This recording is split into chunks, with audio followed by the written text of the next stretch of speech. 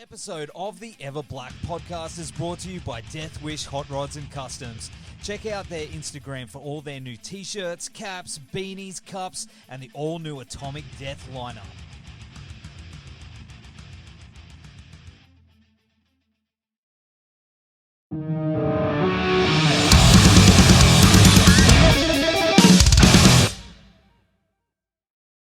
And I love your t-shirt, by the way. Oh, man. He's an absolute ripper. Yeah. And he's up here. There he is. Up there. Yeah, I'm actually about to comes tomorrow, I think. I've got almost the full collection of Evh guitars. Oh, dude. I've got the black and white stripe one arriving tomorrow. I've got the Shark, the Evh Shark. Yeah. I've got the 5150, the red one, and I've got the black and yellow one. And then I've just got to get the Frankenstein, and I've got the collection. Man, that's so good. Like, I love Van Halen, man. I was real bummed when he passed away. But same, man. Yeah, that hit me as much as I guess like Kurt Cobain, that sort of thing, But Eddie Van Halen's my all-time favorite guitarist, and Van Halen's probably my all-time favorite band. So there you go. Yeah, man. Yeah, before I play any show, I'll chuck in the headphones, and my get going is Van Halen. Roth is my See, I'm a Hagar man. That's interesting. I'm a Roth man too. Like I love a lot of the David Lee Roth stuff, but I'm a Hagar fan for sure. Man, it's one of those things where Hagar's the voice, but Roth's the showman. I guess that's, I don't know. They're both the best of both worlds, as they say. Yeah, that's right. That's right, man. That's it. But anyway, man, it's great you could join us on the show, man. Thank you for joining. Thanks for having me. I apologize for being a little late. Because I live up on in Black Mountain and Sunshine Coast. We have terrible internet. I had to restart my modem. So if I was late, I apologize. Good, brother. All good. We'll work it out. We'll work it out. But of course, the new Superheist album, MMXX, which is 20 Roman numeral. It is out this week on July 1st, and it's a great album, man. It's got some of the best of all Superheist throughout the years. Thanks, man. Yeah, that's kind of the goal, like we wanted to make a record that really paid homage to the history of the band, but also took us, I guess, into another realm as well. And I think we've achieved both of those. 100%. It's meaty too. Those guitar tones. It's meaty. Yeah. It's meaty. Yeah, we've got the 8 strings going. Yeah. See, nice and fat. See, that's it. That's what I like so much about it, I think, is because it's got that modernized, real boomy guitar tone, but it's also got all those great elements from, I'll show you something here. I was going to show you a bit later, but I don't know if you can see that. I can. This is from a very, very long time ago, from when I was a young lad. And you guys signed that many, many moons ago, and I've had it ever since. So it's one. Well, it was that EP that kind of, I guess, put us on the map. We'd made a bit of a name for ourselves before that in the Australian underground, in the metal scene, the grindcore scene, believe it or not.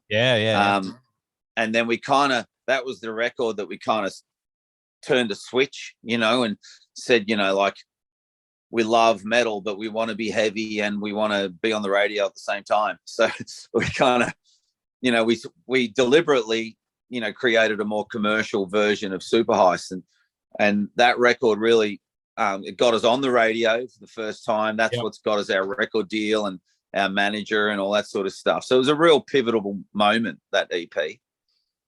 And you know what, man? And that's what I was saying before. I can hear elements of that in this new album as well. I can see it. It's you, but also there's that modern guitar. There's the 8 strings, and it's heavy, and you got Sankey doing his thing too. Man, it's you're also fronting the band now too, vocally. How was it switching over to that? Well, it was a challenge, we we decided to go it ourselves after Zeke left in 2019, and we thought, well, what are we going to do? You know, we're going to search for another vocalist. Or, you know, what are we going to do? Ring John Sankey and try and get some phone numbers of some American guys and see if we can, you know, do something special, or, you know. And then we just thought, you know what? I think the best way to move forward is for us to learn how to do it ourselves. We know how Superheist should sound, and we'll be able to, you know, we won't have that, you know, it's a big deal losing a front man. You know, it's not easy. Like, you know, a lot of bands wouldn't survive that. You know, we've made a habit of it, you know, like 3 lead vocalists, and we just don't want to do it again. So we figure, you know, we're not going to quit. We're not going to throw in the towel. We'll just keep making music like this.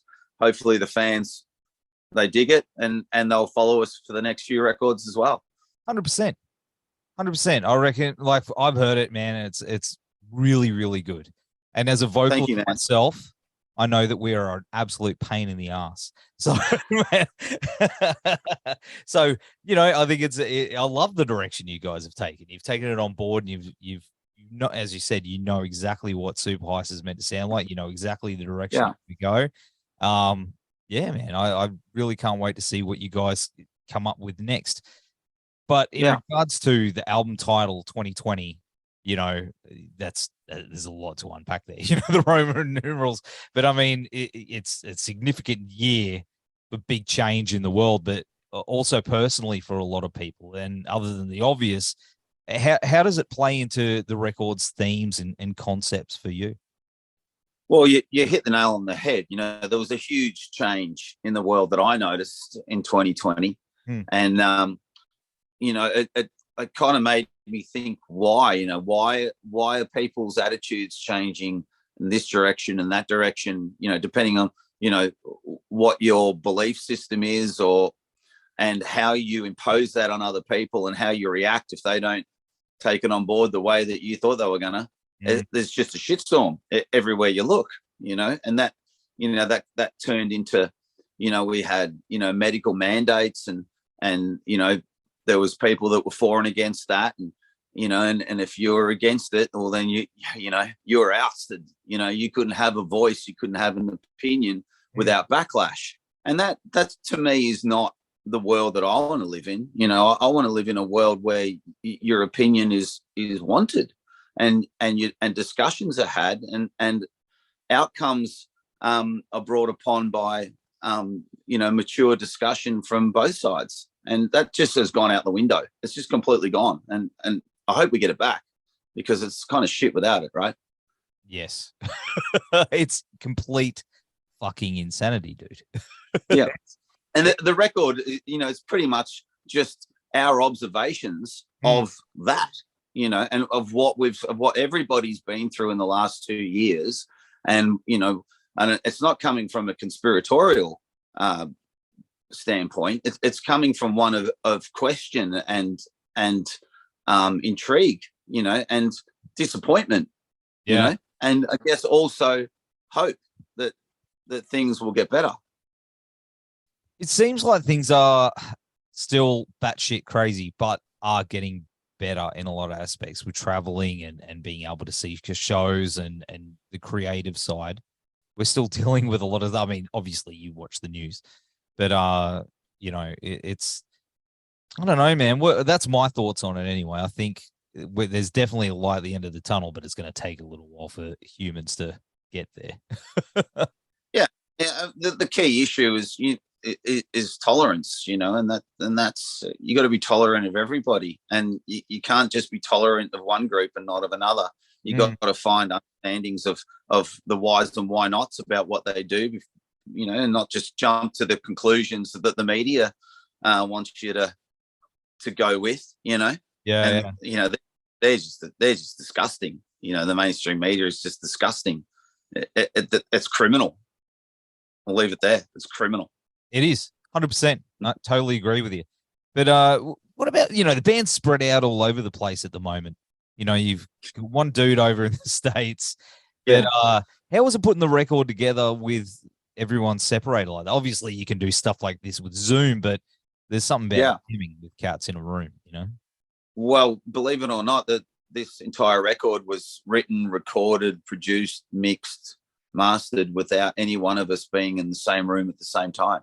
Crazy. Like it was all done. Well, you couldn't because, for the most part of making this record, the actual bits where you need to be in the same room, all the borders were closed. You couldn't travel, especially Kira. He couldn't come here. I don't know if he might not still be able to come here. I'm not sure, but it's you find ways, and we just, we've all got Pro Tools or Logic at home, and we've all got the ability to use these machines, and we would just swap ideas, send them via WeTransfer and communicate via text and messenger, and we basically produced the entire record like that.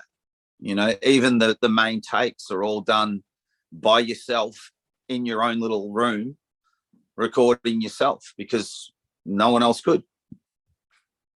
Man, I gotta say, for that, it's come out really good. Considering it almost sounds like we're all playing in the same room, but I can assure you we are not.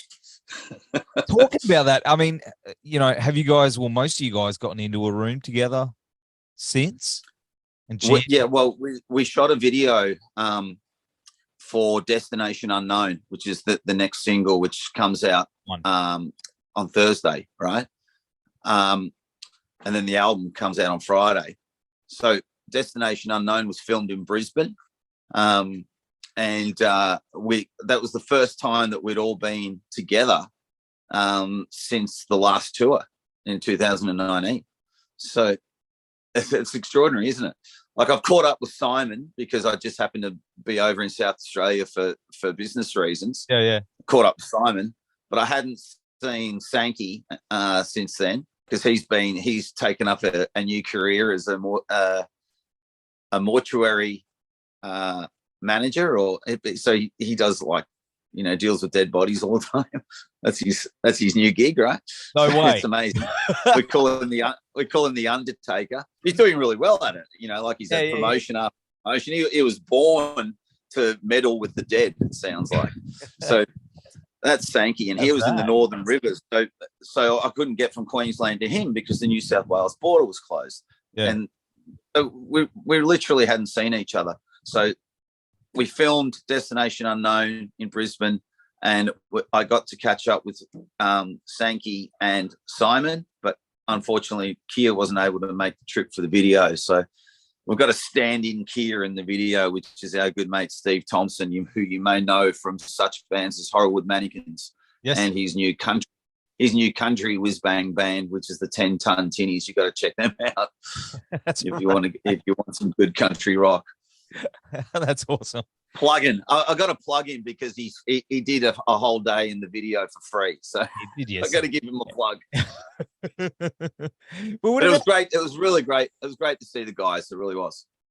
Mate, what about touring? I mean, how's that sort of? I know he's overseas, but are you looking at like 2023 doing some stuff? Yeah, we're going to do. We've got all the irons in the fire for Heist Fest 2. So we did Heist Fest 1 a few years back with 36 Crazy Fists, from Crisis to Collapse, and a bunch of other great bands. And so we're talking to an American band now about doing something April, May for Heist Fest 2. So we'll be putting that together over the coming months and make some announcements. But we won't play before that. Yeah. What band's that? I can't say.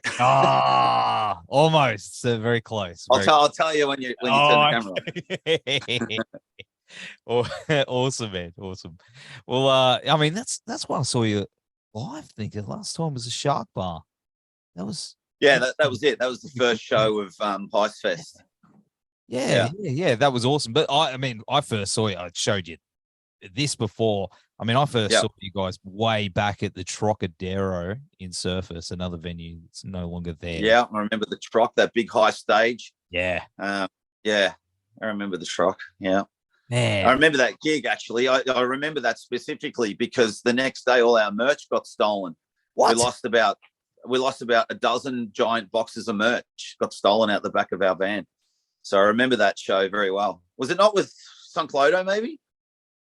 Sunk Lodo, was it 28 days as well? No, it was maybe it was 28 days. Yeah, it was 28 days.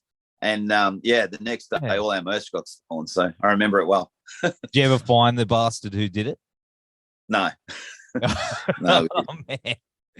That's shit. No, but I have seen the odd Superheist hoodie, red Superheist hoodie from back then in a secondhand store, but that may not be because it's stolen.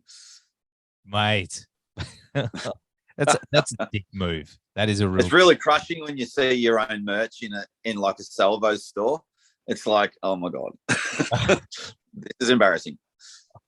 But I mean, that too. I remember that show was like. I remember.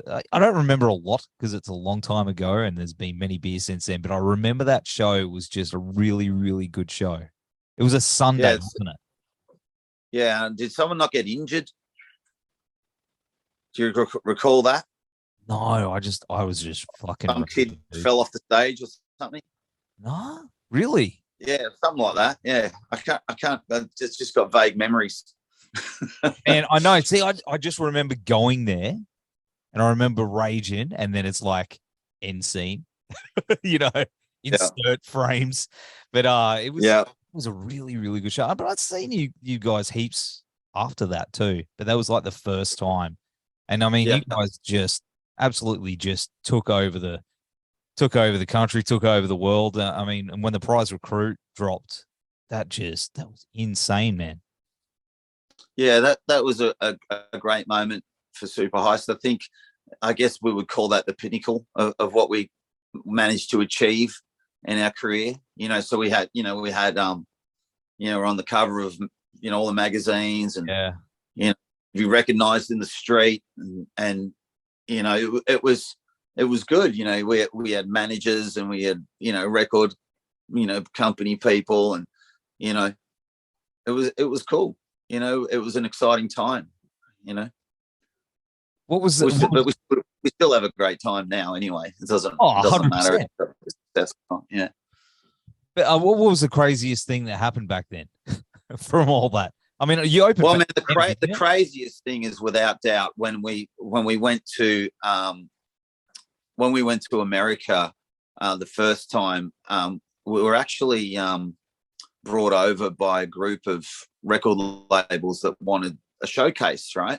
Yeah. So we had 11, I think it was, record labels that all chipped in, a few grand or whatever to get the band to LA to showcase.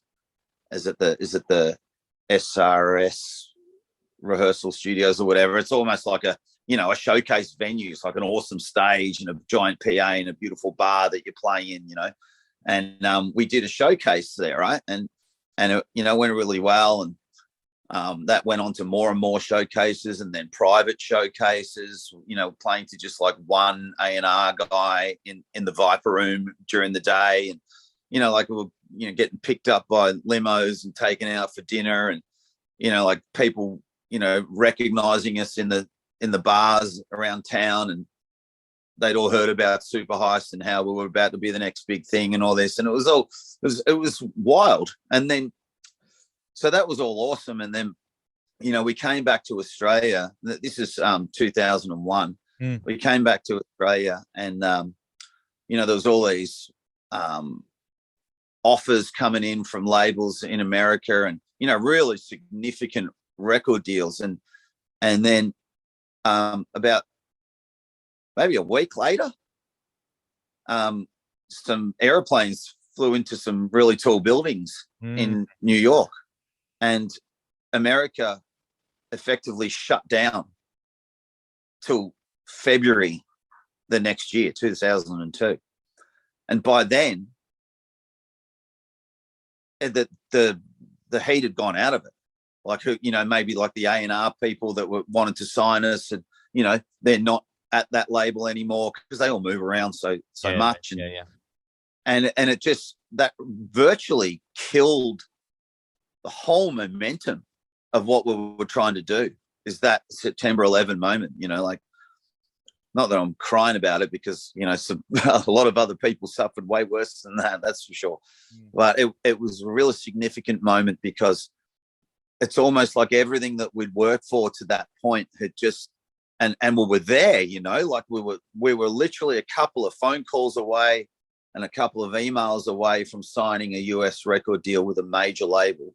And then gone. And it never really came back. You know, we went back, you know, that was kind of the pressure of all that, and the disappointment of all that. You know, that probably was the catalyst for Burger leaving in the first place, or us having a falling out with Burger, so to speak. You know, didn't handle it very well. None of us did, you know, none of us handled it well.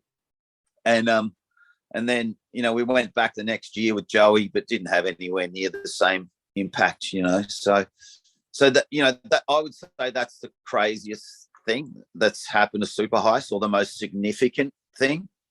There's a million even, you know, ridiculous, crazy stories that I could tell. In fact, I should write a book, because some of them are just, oh man, if I told you some of the shit that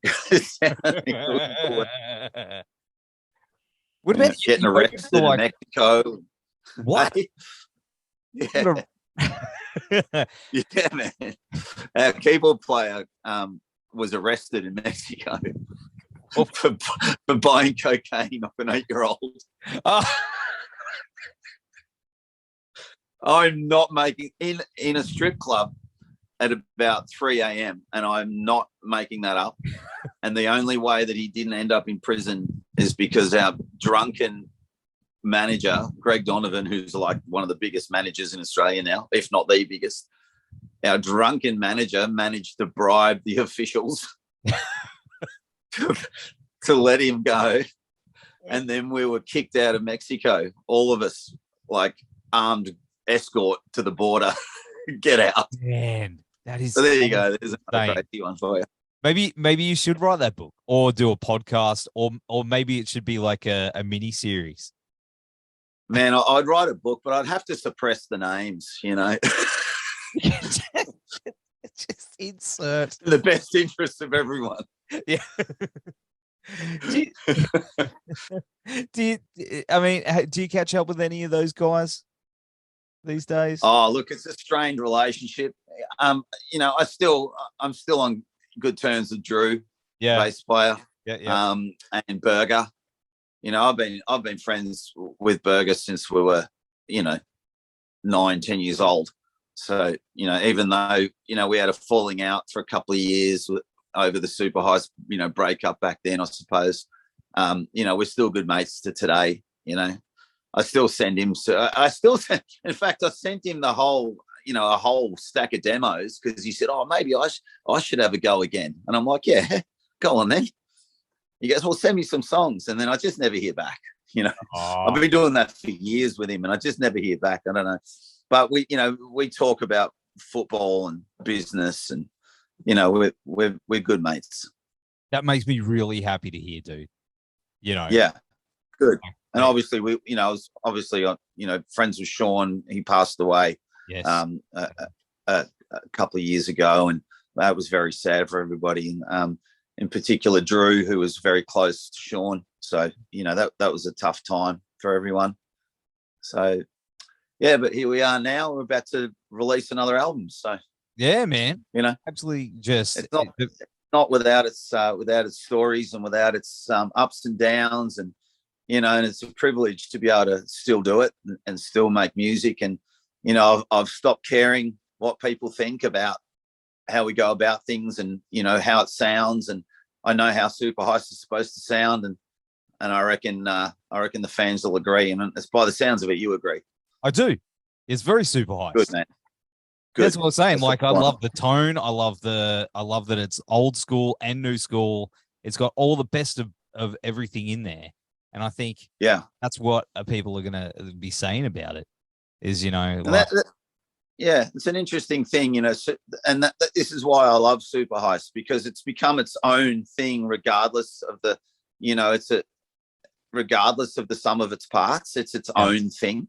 Like, it seems to, you know, no matter who's singing or what variation of the style of music that we do, you can still tell it's Superheist, you know, whether it's the more, you know, delving into a more commercial element like Ghost of the Social Dead, or whether it's, you know, the Prize Recruit or MMXX or IRCR or even Apocalypse, you can still tell that it's Superheist. 100%. I think, anyway. No, 100%. 100%. Are you gonna try and tackle some of the older material as well when you start playing? Is it going to be a bit of a blend as well? Well, we haven't given it too much thought yet because obviously it's a weird one, you know. Like, yes. Am I going to try and emulate Berger, Joey, and Zeke? I think what we'll do is we'll probably play, you know, the hits sort of thing, yep. And then I've got my eyes on a few that I like to do from the past, like the Hollow Blue. I'd like yep. to sing that. Beach View, I'd like to do that. You know, that sort of thing, and you know, bring back Step Back. That's another one I'd like to sing. Bang up. You know, that sort of stuff. And then I don't know how I'll go with the other stuff, but we'll have a look at it and see what sounds the best and make sure we've got a great show. You've got a great voice, dude. So, you know, I'm keen. Well, thanks. It's not something that I ever envisaged myself doing, you know, like I always thought it looked like too much work. Yeah. Like I didn't want to be the drummer either, you know. It's just too much shit to carry around. But yeah.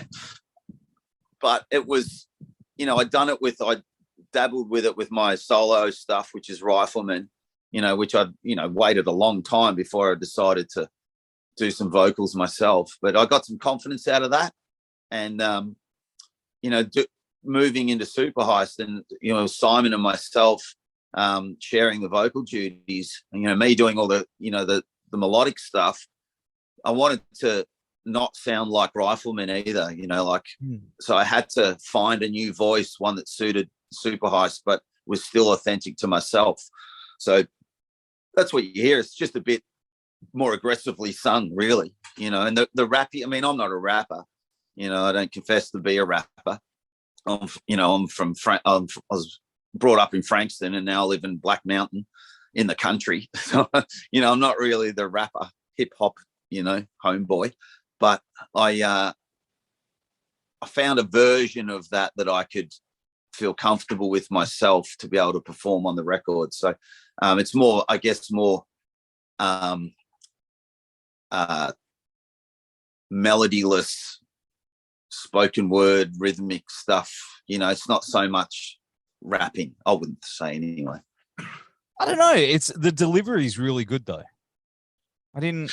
Well, you know, we've certainly, you know, delved into some character to try, you know, to give it some spice, you know.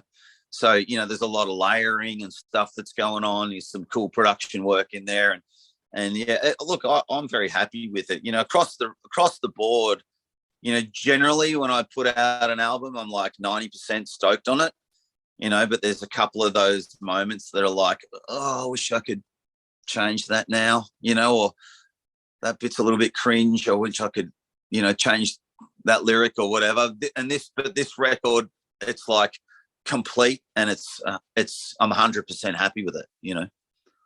You should be, because it kicks ass, brother. Thank you, man. Yeah. Thank you. No, and there's going to be a part 2 as well. So really? we ended up with so many songs and so many great songs, and the way we put the record together was we wanted to make sure that the album was cohesive to its brothers on the, you know, each song was a brother or a sibling to the next song, you know, like a real close knit group of songs that all represented the one vision, you know, and the one sentiment, if you will. And so that meant that out of our stable of 24 songs that we did for this record to choose from, it doesn't necessarily mean that it's all the best songs on this album. We've actually, because they didn't fit that mold of it's a definite relation to this song, you know. There wasn't a correlation as deep as these songs have to each other. So that's why we decided we're going to do a part 2 as well. So part 2 is its finished mixing stage at the moment, and that'll come out in the not so distant future. Awesome. Well, and what about vinyl? We're looking at vinyls. We got vinyls. Yeah, so we're definitely going to do vinyl. The problem we've run into is there's just such a long lead time on these things now. It's like 5 months. So, and obviously you have to have your finished product, your finished mixed, mastered product before you can, and your artwork and all that done before you can actually go and get your vinyl pressed in time for your release, right? So we would have had to have finished this album in, March. So it's crazy. And we wouldn't want to wait that long to release it, because it's got shit to do, got to move on, got to start the next record or whatever. So we're going to wait, and we're going to, because part 2 will be, mixed in the next month, we'll then do a double album for the vinyl. So the vinyl will have both part 1 and part 2, and it'll be like a collector's item type thing. I'm down for that. I'm definitely down for that. That's an awesome idea. But yeah, that idea came from out of frustration about not being able to get this one out at the same time. But I think it's a better result. I came up with an idea. I spoke to another band about this, that we take all those the Adele albums and all the Harry Styles albums where they just chewed up all the vinyl production. Because there's tons of those sitting at JB, but and all these other bands are like, hey, we want to get our. We take those, we melt them down, and then and remake them. Yeah, recycle. Put some good music on them instead. Yeah, that's it. Take garbage and put metal in its place. I don't know. Yeah, I'm down for that idea. I'm down. I'll invest. Okay, I think I think it's a good idea. The world will be a much better place. Yeah, it will be. 5,000 copies of that bloody Adele album. But anyway, dude, it's been really cool hanging out with you as a long-time fan. This has been a really enjoyable interview, I must say. It's been fun. Oh, thank you, man. I appreciate you saying that. Awesome, man. Hopefully we'll be able to do this in person in future over a beer. Where are you? I'm on the Gold Coast. Oh, it's not that far. Yeah, let's do that. We'll arrange that. Yeah, that'd be awesome. Well, I just have a request. Play some Hagar Van Halen on the way out, and that'll be awesome. Oh, that's man. I one day I'm going to do it. We're going to be a what do you call it? One of those speakers, those Tony Robertson speakers, and I'm going to come out to Dreams. The headset and the power suit. It's inspiring, man. Yeah. No, I do love Hagar. We're going to reread Red somewhere. I've got Red over there. I'm going to reread it. I love it. The guy looks like he's like 45 and he's like 73 or something. He's amazing. I just don't get it. I don't understand. He's like the evergreen elf or something. He's amazing. Well, Roth, as much as I love Roth, he's there. He hasn't weathered quite as well.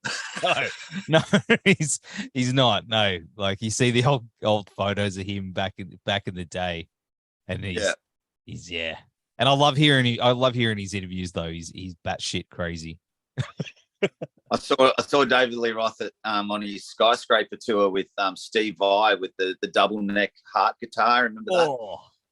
Yeah, that was amazing. Man, what a showman. One day.